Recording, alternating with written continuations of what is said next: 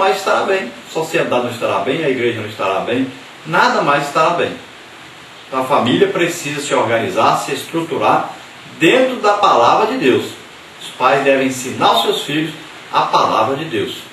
Depois aí dentro do casamento no Antigo Testamento, vemos aí também os casamentos proibidos. Então Deus ordenou aos israelitas, após a saída do Egito, que não se misturassem as nações cananeias, pois estas eram idólatras e abomináveis aos seus olhos. A ordem era clara, Israel não poderia ignorá-la, porque os casamentos mistos acabariam por quebrar a aliança divina, tornando o povo de Deus semelhante aos gentios. Deuteronômio 7, de 1 a 6. Então era uma ordem de Deus que não houvesse os casamentos mistos. E aqui é citado o exemplo de Salomão. Então, se você olhar aí então na história de Salomão, você vai ver aí que ele se prostituiu com os deuses das mulheres que ele tinha. Você veja aí um exemplo: andou em seguimento de Astarote, deusa de Sidônios, seguimento de Milcom, abominação dos amonitas, construiu altares aos deuses estranhos, caindo assim então no pecado da idolatria. Foi aí um ótimo exemplo de um homem que serviu a Deus, mas também um péssimo exemplo de um homem então que apostatou da fé, de um homem que deixou Deus e seguiu a deuses estranhos por causa das mulheres.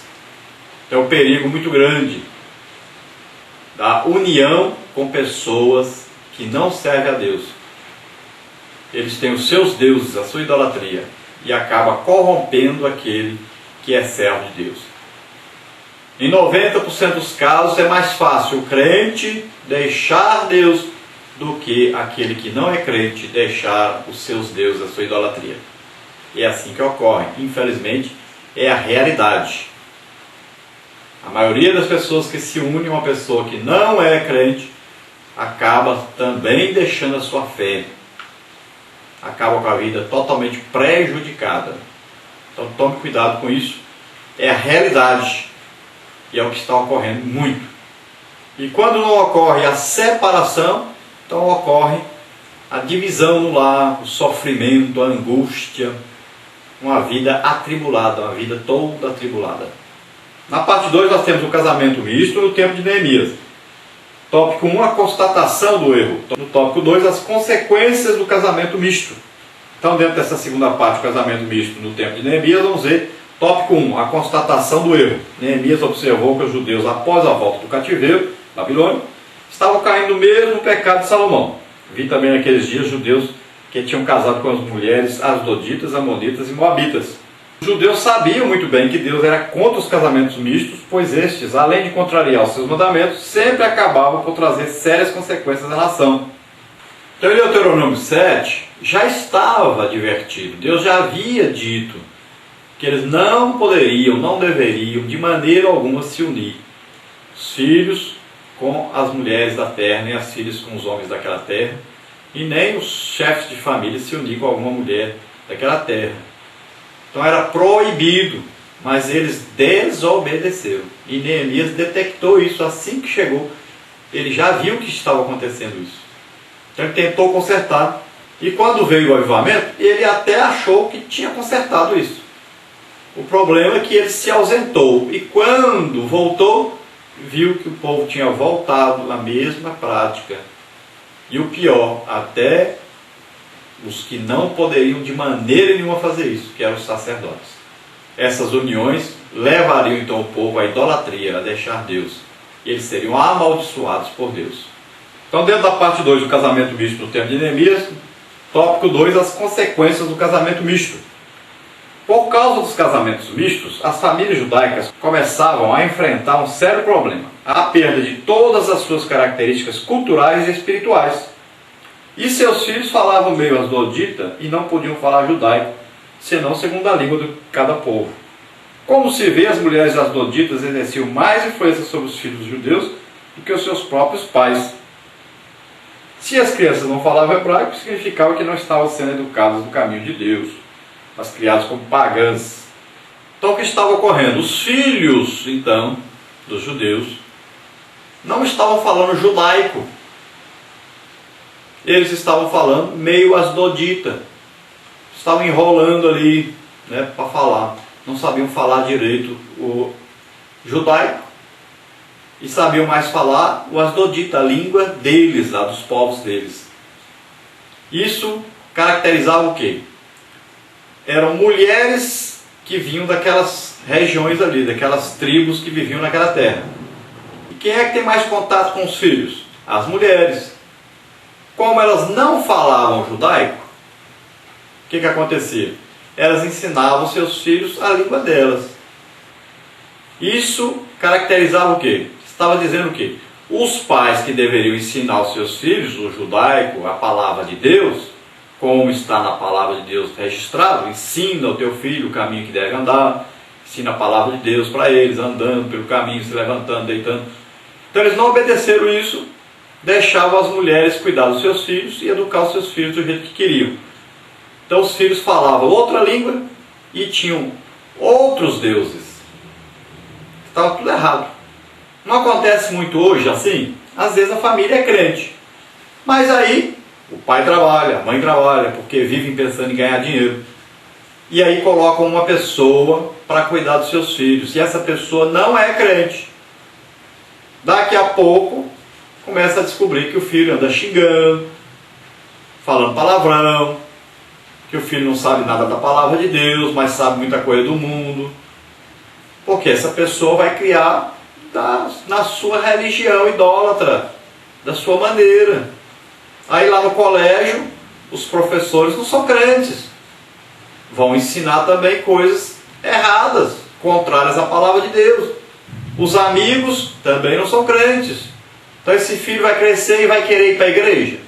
Vai querer ser servo de Deus, uma serva de Deus? Não. Não foram criados para isso. Então isso estava ocorrendo ali. Imagine o futuro daquela nação, como seria? Eles estavam estudando a palavra de Deus, não tinham Deus como seu Deus, tinham outros deuses. Aquela nação então se desmancharia, se acabaria. Então assim é a igreja corre um grande risco. As pessoas não querem mais ir para a escola bíblica dominical. E o que vai ocorrer com esses filhos? Será que no futuro eles vão ser igreja realmente? Vão ser crentes realmente? Claro que não. Se lá no colégio não aprendem a palavra de Deus, se em casa não aprendem a palavra de Deus, se onde se ensina que é na igreja também não querem, o que vai ser do futuro desses filhos? O que vai ser o futuro da igreja? Então tomemos cuidado. Pais, vocês são responsáveis por levar seus filhos à igreja, a ouvir a palavra de Deus, aprender a palavra de Deus. São responsáveis também por em casa divertir os seus filhos, ensinar a palavra de Deus para eles. Faça a leitura bíblica, pelo menos uma leitura bíblica em casa, junto com a família todo dia. A nossa parte 3 aí fala a responsabilidade então ministerial acerca do casamento. No tópico 1, o julgo desigual, no tópico 2, as consequências do julgo desigual, e no tópico 3 aí uma recomendação sempre atual. Vamos ver então, dentro da responsabilidade ministerial acerca do casamento, a parte 3, o primeiro tópico aí, o julgo desigual. A reação de Neemias contra os casamentos mistos fez-se pronta e energicamente. Ao retornar a Jerusalém, adotou várias medidas saneadoras, tanto na administração da cidade, quanto no exercício do santo ministério. Ele sabia que o povo jamais teria a bênção de Deus se continuasse a misturar-se com os idólatras. Então não podemos ignorar os perigos do julgo desigual. A família cristã tem de ser bem constituída. Então Neemias aí, quando detectou o erro, ele procurou corrigir. Foi até violento, arrancando o cabelo de alguns, batendo em outros. E foi rígido realmente, porque ele sabia o risco que a nação estava correndo, o perigo que eles estavam correndo. E sabia que as maldições de Deus viriam sobre aquele povo se eles continuassem daquela maneira. Então ele resolveu obedecer a Deus, resolveu terminar com aquilo. Tomou várias medidas então administrativas aí e também religiosas, para impedir que continuasse aquele sistema, aqueles costumes terríveis que estavam ocorrendo ali. Então ele procurou tomar medidas severas, enérgicas, medidas mesmo que, se nós olharmos assim hoje, nós vamos achar assim coisa terrível, né? Uma violência terrível. Mas era uma ordem de Deus e Deus sabia o que estava fazendo. As vidas pertencem a Deus. E Deus disse que era para destruir, matar todos aqueles povos que ali estavam naquela terra. Então ele queria a nação dele ali, pura, santificada, separada para ele. Nação que só tivesse um Deus, Deus verdadeiro. Que daquele povo nasceria Jesus. Então precisava de uma linhagem pura. Uma linhagem santa, irrepreensível. E os outros povos veriam aquele povo e imitariam aquele povo, saberiam que eles tinham um Deus verdadeiro, que também desejariam ter aquele Deus. Como muitas pessoas de outros povos fizeram. Como é o caso de Ruth, como é o caso de Raabe, e vários outros casos. Paulo, falando a respeito de viúvos, ele diz, olha, podem se casar de novo, estão livres para se casar de novo, desde que seja no Senhor. Então, o casamento ali com um crente. E também Paulo fala sobre esse jugo desigual. Ele fala que comunhão tem trevas com luz, que comunhão tem filho de Deus com filho de Belial, que comunhão tem aquele que serve a Deus com aquele que serve a Satanás. E lá diz, apartai-os, separe-se deles. Cuidado, não se una ao pecador. Não participe dos pecados alheios. Para que Deus possa te receber como filho, é preciso ter uma vida santa, uma vida separada para Ele. E nós não estamos falando daquele que já fez, mas daquele que pretende fazer, que você pode impedir isso de acontecer. Agora, quem já se casou com a pessoa que é crente, agora é orar, jejuar, dar um bom testemunho, né? A esposa ganha o marido, não é falando nem pregando para ele, mas é dando um bom testemunho de crente, de humildade. E aí vai tentar de todas as maneiras. Peça ao pastor para visitar, falar de Deus para a pessoa, convide pessoas para visitar o seu lar, que vão trazer a mensagem de Deus. Procure de todas as maneiras ganhar o seu cônjuge agora para Deus. Sempre se lembrando, o crente nunca toma iniciativa de separar-se. Nunca. Sempre iniciativa. Quando existe uma separação entre um casal, que um é crente e o outro não é crente, sempre aquele que não é crente é que tomou a iniciativa, que exigiu, que não tem mais jeito de viver junto. O crente não. O crente está sempre perdoando, orando pelo outro, amando o outro, respeitando, fazendo de tudo para permanecer com a pessoa até a pessoa se converter. O crente nunca toma iniciativa de separar-se. É assim que ensina a palavra de Deus. Então, dentro da parte 3 ainda, a responsabilidade ministerial acerca do casamento, tópico 2, as consequências do jugo desigual. Há crentes que, embora dedicados ao serviço do Senhor, ignoraram a recomendação divina e vieram a contrair núpcias com pessoas que não compartilham a mesma fé. E hoje sofrem pesadas consequências. Seus filhos, à semelhança das crianças israelitas do tempo de Neemias, não possuem quaisquer referências espirituais. Além do mais, quando o descrente influencia o crente, esse logo apostata da fé, que Deus nos livre do naufrágio espiritual. Então há crentes que parece que assim cochilaram, né? Se esqueceram da ordem de Deus, dos mandamentos de Deus, da orientação de Deus, da palavra de Deus, e acabaram embarcando nisso, acabaram entrando nessa situação difícil. Então agora terão que sofrer as consequências do seu ato. Agora deve-se fazer isso de que maneira? Com toda a humildade, com todo o amor, com toda a paciência e longanimidade. Deve desenvolver o máximo o fruto do Espírito na sua vida para aguentar a situação.